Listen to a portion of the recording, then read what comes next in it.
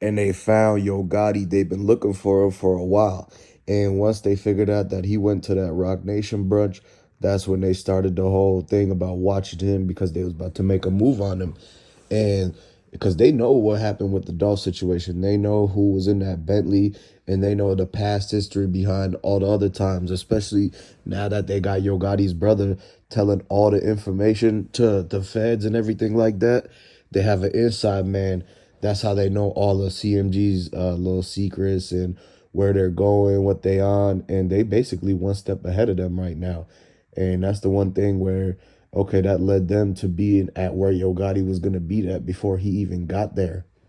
So when they seen him hop out the Rolls Royce, they was like, hey, they tapped him on the shoulder and said, hey, that's Yo Gotti. You got to go get him. Yo Gotti you wanted.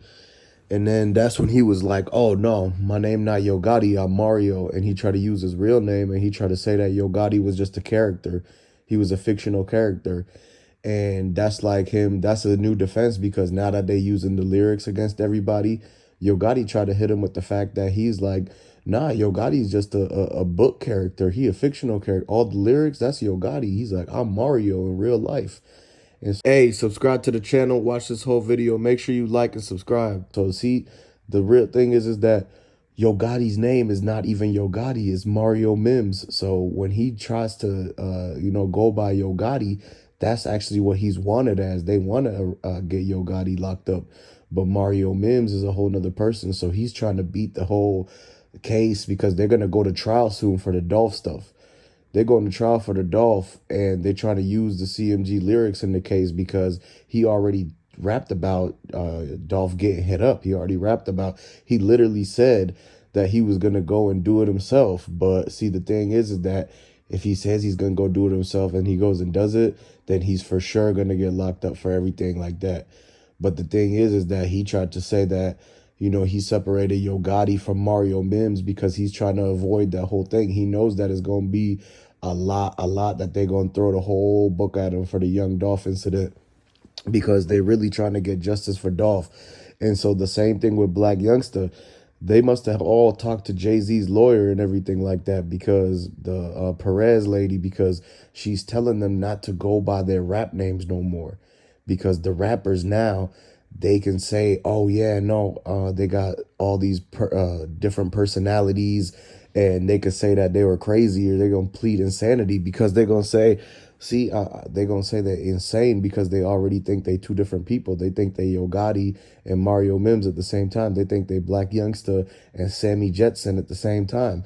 And what y'all gotta understand is that's how they think they're gonna get out the jam. But at the end of the day, when they release the footage, and you see the footage of them using the walkie-talkies telling Yo Gotti to turn the corner so he could see Dolph get hit up. That's the thing. That's why the Bentley was, there's only one reason the Bentley was there, and that's so that it could see the whole, whoever was inside the Bentley wanted to see everything happen to Dolph because they had it taken it on a personal level. That's how you know that it was all a setup anyways, because that this whole thing has been going on for a while. Anybody who's really been paying attention to this whole thing knows that this is not the first time that they tried to run up on Dolph. It already happened two other times before. Black Youngster with the 100 shots, and one of the CMG executives ran up and actually popped Dolph in the arm in LA. That's when Dolph had the arm sling. And he came out the G-Wagon with the arm sling. You see when he got released at the medical center in Cali, and he popped out and immediately went and did an album. And he had lots of disses towards Yo Gotti, the baby mama situation. It was everything because, and we never really got the side from the baby mama. So the Yo Gotti baby mama interview is coming soon. We're going to deep dive and ask her exactly what her and Dolph did together, how she thinks about the whole situation between Yo Gotti and Dolph, basically having the fallout and the beef over her, and that, why is it that she was choosing back then? Why is it that she did speak with Dolph? Or, if she was supposedly supposed to be Yo Gotti's baby mama, how come she did not stay loyal to him? And when somebody applied that pressure and tried to spit game on her, she fell for it. And so really, if you look at it, it's like you can't blame nobody else. Everybody got themselves to blame for the situation because they all, pursued what they were pursuing. They went along with the games. They played the games. They win the stupid prizes. And, all of that, it's really interesting to see what Yo Gotti's baby mama would think about that. So we're going to definitely get the interview coming soon. Now, on the other hand, though, CMG, they looking at getting Rico'd down. That's why all of them, they don't even want to go by their names no more. As a matter of fact, Moneybag Yo is cutting his ties with CMG because he's really with BGE. He'd rather have it known for Brad Gang instead of CMG. BGE is a whole, it's actually underneath CMG, but they trying to split it up because Zach Randolph, Zebo, he the one who owns that. And basically with the John Morant situation, they really looking at it like, man, since John Morant lost Coca-Cola just for basically flexing on the gram and everything like that, then Moneybag Yo don't want to lose none of his deals because of him being associated with CMG and all that. And so at the end of the day, y'all got to understand that Key Glock is sitting back and watching all of this happen, and he hasn't done too much, really. Like, he popped up to the Dolph Museum, which was really like something that I've been saying for months and months and years, to do the Dolph Museum with the aquarium. And the other thing is that, yeah, Key Glock is watching this all happen, and he can't really do anything with CMG because he knows that if he interferes or intervenes while the whole trial is going down, then they're going to try to say it was an issue between the two groups, and they're going to turn it into a thing where they can't get proper justice for Dolph if Key Glock tries to go on an attack or whatever, or pulling up and everything. That's why Key Glock's brother is the one who's been doing everything. When he pulled up and smacked Big Jook and smacked the sonic rings out of him and the taste out of his mouth, and then the next day, that's when because the fact that Big Jook was talking on everybody, not only did he tell on the details of what Yo Gotti did and the day that Dolph stuff happened, but he also basically spoke on whatever Key Glock and the whole PRE, like all the stuff that they were doing. He was talking about what Snoop Bands and Key Glock was doing, basically behind closed doors, stuff that they didn't really want nobody to know because they were trying to hustle.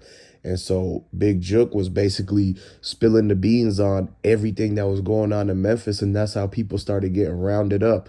They done did a sweep in Memphis, the feds did, and they picked up 300 people, and them 300 people told on another 600 people, and then now you got all these, now you see why people surprised that if folks getting locked up and things getting found out about was because it all started from a telling avalanche. It was a snitch avalanche that hit Memphis, and basically from, all the people that was dropping, man, like the dude that was in charge of the Dolph Memorial right in front of Makedas, and he was the one who was trying to make sure nobody came and vandalized and like did anything crazy to the Dolph Memorial. Somehow, some way, they didn't want that guy over there, so somebody took him out. And it's like, why would you even take that guy out? You must have already been hating on Dolph if he was going to take out the person who was watching the memorial, because it's like that guy ain't got nothing to do with it. So while that was happening and while witnesses was coming up missing and people dropping like flies in Memphis, then that's when they knew they had to round up as many people as they could get, and have them tell everything, because they knew that they couldn't really get it from asking the regular folks and pulling up on them. They had to do a sweep. The feds had to come in and get somebody prominent. They got the perfect person, Yo Gotti's brother. He's the inside man. He's right next to the operation. He's the eyes and the ears of the operation. Anything done in the CMG all passes through Yo Gotti, and Yo Gotti's brother hears everything that Yo Gotti does. He could ask, he could get all the info. He could literally walk into Yo Gotti's office right now, open the drawer, and look at the whole schedule of everything they're supposed to do and everything that's declassified and all that. And so basically with all that, you know that they're going to get justice for Dolph very soon. And a lot of Dolph fans are watching closely, like when this trial is going to start and exactly who's going to take the stand, because they got to get Yo Gotti up on the stand to give his alibi. And when they break that whole thing down with the DA, they're going to basically prove that he had to have been one of the people that's inside the Bentley, because they're going to get the location on everything, their Bluetooth and what they was doing and where they was going and everything, because it's gonna say that they was in the area. All they need is the little coordinate or whatever, and then next thing you know, they're gonna get wrapped up right into the whole thing because of that Bentley being there. And it's like they're gonna find out How many people exactly they're gonna see if Shondell is willing to tell, because Shondell was the one that was on the other end of the walkie-talkie sitting in the back of the getaway car when the people were hopping in the coupe, and he's in the back of the back of the car with the walkie-talkie telling them to drive the Bentley because they want to time it to where they could see the arm out the window at the same time as when they drive by. So with all that, man, a lot more details coming soon. So make sure you subscribe to the channel. Stay tuned, and I'm gonna catch you on the next one. Peace.